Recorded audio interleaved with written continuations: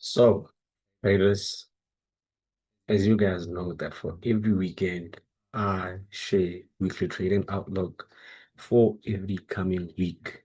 And on today's video, if you have tuned in, I guess that's what you came here for, and that's what I am about to do to you guys and share and deliver to you guys. But before we hit the video, 80% of you guys who have liked, who watch the videos, have not yet subscribed to my channel.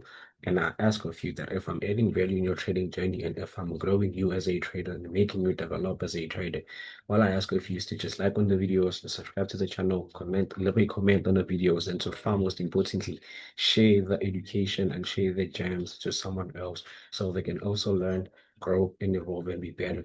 But 2026 mentorship will be coming soon. More updates on it will be coming soon, and more intro videos and more promo videos will be coming soon. So stick around for it until the time has come.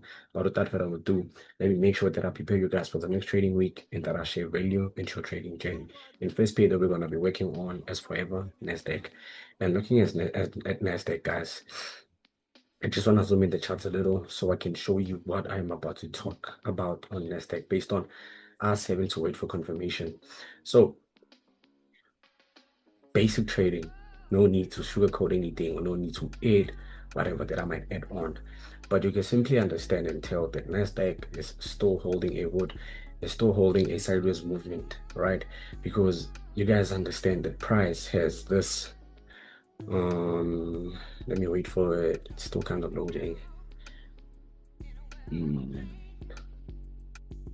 Price is obviously your support, your resistance, right? With multiple reactions off of it, and you have your support with what multiple reactions off of it. So understanding that price is holding your highs and holding your lows.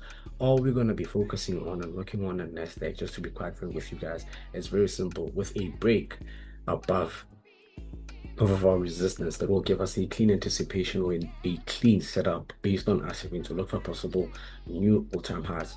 But again, if price will give us a break below, then I guess that's when we're going to focus on those new lows that price might look to print out based on price violating our support, right?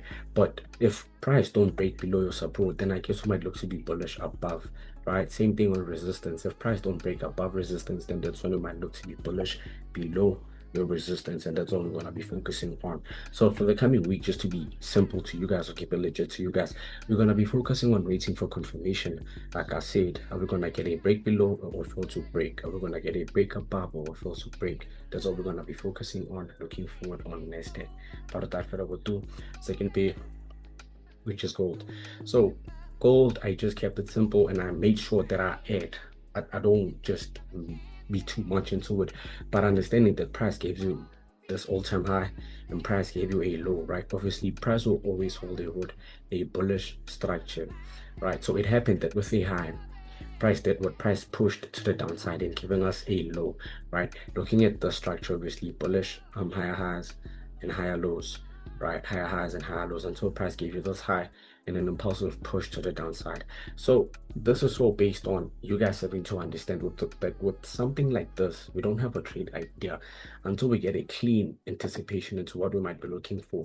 This high, as price gonna give us a break above to possibly look for new all-time highs, or based on this low, this previous resistance, that price gave us a break and a retest and started looking for new highs, right? If price now trades on our very same resistance, what reaction are we gonna get? That's all we're gonna be focusing on.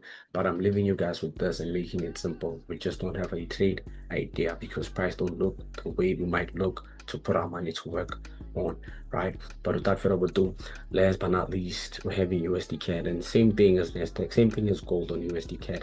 We just don't have a trade idea, right? Based on how price is looking.